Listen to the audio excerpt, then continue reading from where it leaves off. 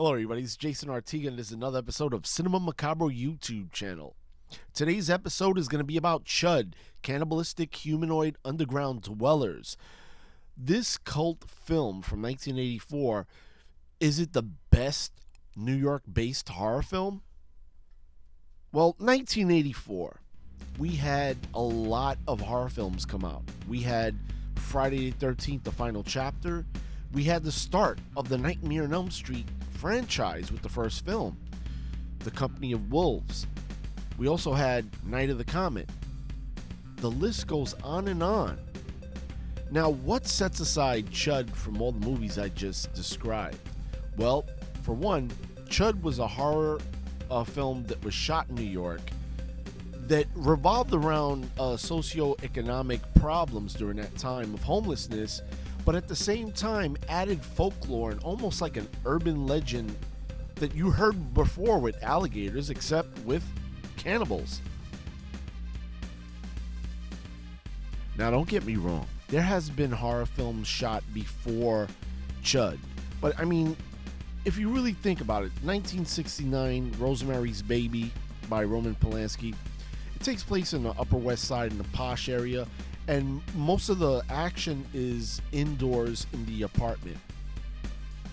Then there's another supernatural horror film called The Sentinel, directed by Michael Winner, based on a novel, and that again is a supernatural film that takes place in one area. They're very similar, by the way. Then in 1980, you had Maniac by William Lustig, which was almost inspired by the Son of Sam killings and then some. Maniac technically was the first urban slasher that took place in New York. Then we had in 1982 The New York Ripper by Lucio Fulci, which also goes by the name of Il Squartatore di Nuova York.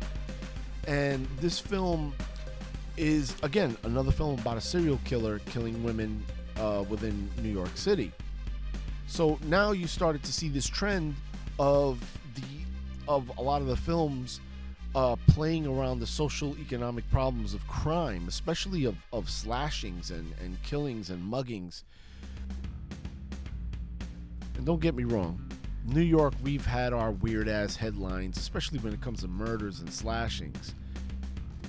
We had Wolfen, a film about skinwalkers killing people throughout New York City who are tied to rapid development that causes ancient American Indian burial grounds to be desecrated, with heavy themes on gentrification and also being shot in the burnt down Bronx. See this trend of urban horror films that have social that shows like the socioeconomic problems during the time of New York, and often echoes within its story, using it as the backdrop or the grittiness. We also saw the birth of the splatterpunk genre, which actually took place in New York. A novel called The Light at the End by Craig Spector and John Skipp, which paved the way for splatterpunk, including like a novel, Books of Blood, a short story called The Midnight Meat Train, which actually was written by Clive Barker, and it actually takes place in a subway. The film begins with a woman walking her dog late night by herself in the streets of Soho, Broome Street. That's something you didn't do back in that time.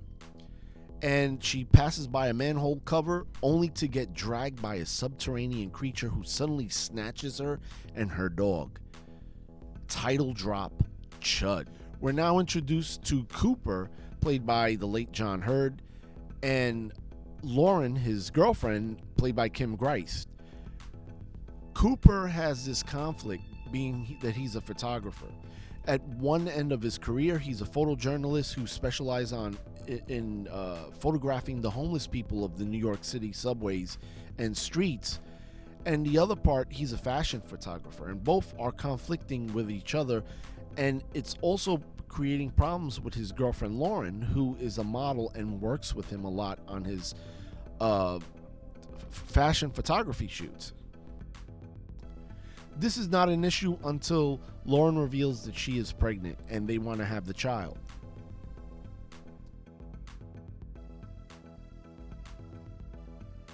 Cooper then gets a phone call from Doris, an elderly homeless woman who he has taken pictures of her and her brother and her friends who lived below the bowels of New York City. Doris was arrested for trying to steal a cop's gun, so Cooper goes out and springs her out of jail. When Cooper asks why she tried to do it, she doesn't say right away, but she tells him to get a medical kit and come with her. They both go into the bowels of the subway system where her brother is suffering with some big wound on his leg. When Cooper goes to try to change the bandages, he notices that it's a huge bite mark on his thigh. Introduced to Bosch, Detective Bosch, and AJ, the Reverend, played by William Curry and Daniel Stern. Bosch is investigating a rash of recent disappearances of people around the Lower East Side, and he asks AJ if he knows anything. AJ, being a former junkie turned Reverend who opened up a soup kitchen, is reluctant to talk to Bosch, being that there's really not a good relationship between the NYPD and the homeless.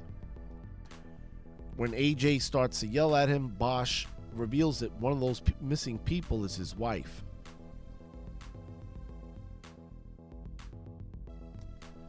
AJ lets Bosch know that he has a lot of people from his soup kitchen not coming in and they disappeared. But not only that, he's discovered things that are strange of where the undergrounders reside, who are the underground homeless people. And he found the Geiger counter and like a part of a radioactive suit. He feels that there's some sort of conspiracy theory going on with the missing people and these items he found. It is later revealed that Bosch finds out that a photographer is tagging along the undergrounders and taking pictures of them. So him and AJ go visit him at his apartment, but he's not there. So AJ breaks in and they steal his pictures and they try to piece together what they have to find out if there's some sort of like conspiracy theory that's making these people disappear.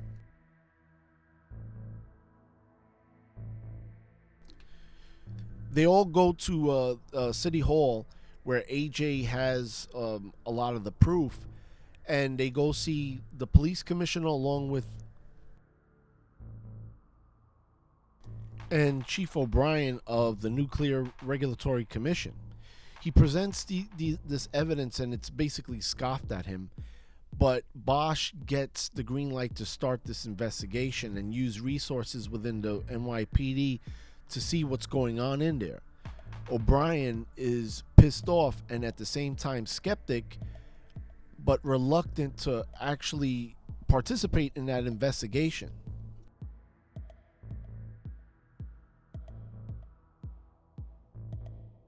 All four characters come to full circle and they figure out that this is tied to these creatures, these subterranean creatures called CHUDs, cannibalistic humanoid underground dwellers, which are part of the problem of the recent disappearances because they're killing people. However, there's a cover-up that deals with this along with a conspiracy. I'm not going to give anything away, but you got to watch this film. To me, CHUD is the quintessential New York horror film. Like I said earlier, it brings socioeconomic problems along with folklore of like the urban legend. Just think of alligators living down the sewers, except they're like mutated human beings by radioactive waste. The film is awesome because it doesn't get too preachy with its message. It's campy and serious at the same time, so you know what you're getting. The special effects by John Gaglione, I gotta say, I love the prosthetics in this film, and I've read like countless stupid reviews from, I don't know where these fucking people are who reviewed this film, saying that it's too campy and the creatures look rubber and blah blah blah. No, the creatures are a really unique design. They're mutated humans with like glowing eyes and extended necks, and what I like about it, it's pretty original. And the fact that they got more than one. The direction by Douglas Cheek is amazing, and he gets really good performances out of all these great actors that they were cast, and they knew the writer of CHUD, Shepard Abbott, and again they worked for scale for this film. And not to mention, I saw the making of this film, and I met John Goodman and the late Jay Thomas when they were in police uniforms. And I gotta say, John Goodman was a real nice guy, and so was Jay Thomas, who at that time was doing radio. And my father brought me to the making of this because he was driving a cab and he thought there was like some sort of like police investigation, but he found out it was a movie and he wanted me to watch the making of this film. Now you can watch this movie on Arrow's Blu-ray. Now Arrow has a really kick-ass Blu-ray that has like tons of features, a booklet. I love their DVDs. Now, if you love the movie CHUD, you will love C.H.U.D Lives. I actually bought this anthology book a couple of months ago, and it's anthology stories that take place before and after the movie, and it's well written. If you like the book Aliens Bug Hunt, you will love this anthology book centered around CHUD. Now, this movie influenced Guillermo del Toro's film for Miramax, Mimic, which has very similar things to it. It also, I think James Cameron definitely ripped off one scene from CHUD for Aliens, which is when the NYPD goes with flamethrower units and you see most of the action on camera from their cameras. It's sort of like when the Colonial Marines first go in a hive and they get attacked by the aliens. And you can see where James Cameron ripped that off. Nobody really talks about that. CHUD was released by New World Pictures at a $1.6 million budget, made $4.6 from 350 screens. It was a limited release nationwide, made a lot of money on VHS. And the film is definitely a cult classic and one of the stronger films of 1984. I can argue with this with a lot of people. I remember the Village Voice giving this film a good review during that time. And I was about 8 years old when I read this. When I read the review, and I wanted to see the film as a kid. And yes, I went to go see this in the movie theaters at the Lowe's Delancey down in the Lower East Side, the same area CHUD was filmed. And this movie scared the hell out of me, especially the sewer scenes and the gore and viscera. CHUD, to me, will always be a timeless classic, and people can say some of the effects are dated, or no, that just adds to the charm. Now, to me, CHUD's significance as an urban horror film, you can see that there were other urban horror films after CHUD that had really good social commentary, like Candyman and Gentrification. Also, The People Under the Stairs, which also had themes of gentrification, which is also being remade. Jordan Peele actually was inspired by CHUD when he did Us, because there's a lot of similar themes of underground killers coming from the surface. And in the beginning, in the opening shot of Us, you actually see, well, not the opening shot, but I think a little after, you see the CHUD VHS cover.